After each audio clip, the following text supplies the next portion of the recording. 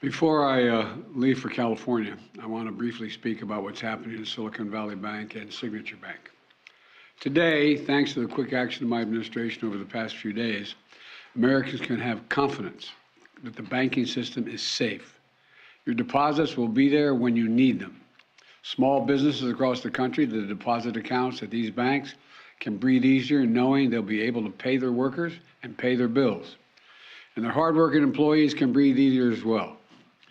Last week, when we learned of the problems of the banks and the impact they could have on jobs of small businesses and banking system overall, I instructed my team to act quickly to protect these interests.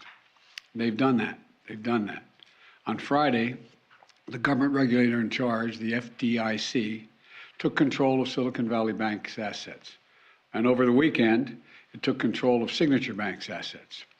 Treasury Secretary Yellen and a team of banking regulators have taken action, immediate action. And here are the highlights. First, all customers who had deposits in these banks can rest assured, rest assured they'll be protected and they'll have access to their money as of today. That includes small businesses across the country that bank there and need to make payroll, pay their bills, and stay open for business.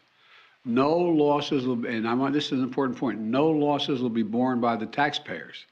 Let me repeat that. No losses will be borne by the taxpayers.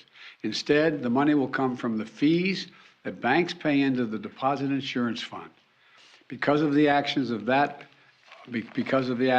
our regulators have already taken, every American should feel confident that their deposits will be there if and when they need them.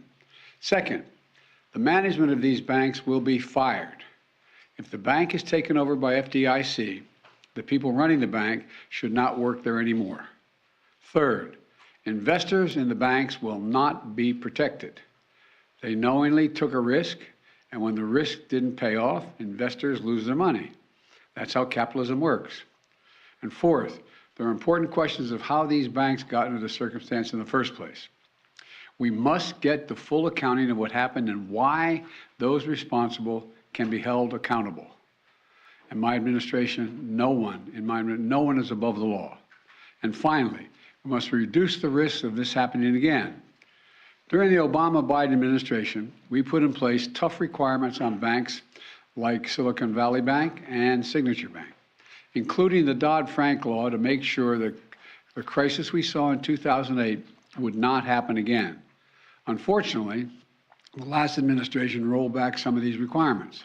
I'm going to ask Congress and the banking regulators to strengthen the rules for banks to make it less likely this kind of bank failure would happen again, and to protect American jobs and small businesses.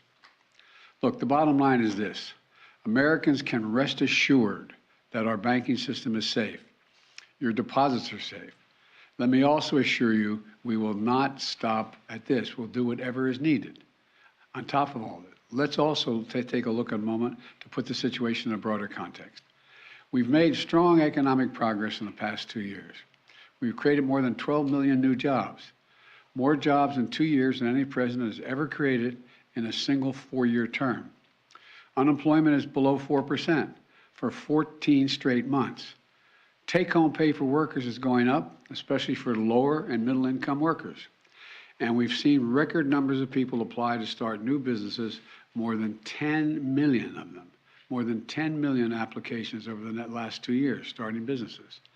Now we need to keep this progress going.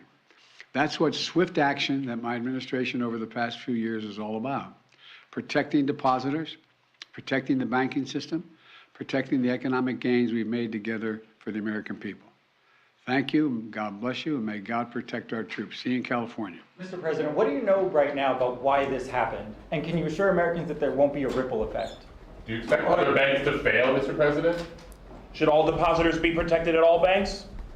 All right, thank you, everybody. In-town travel pool.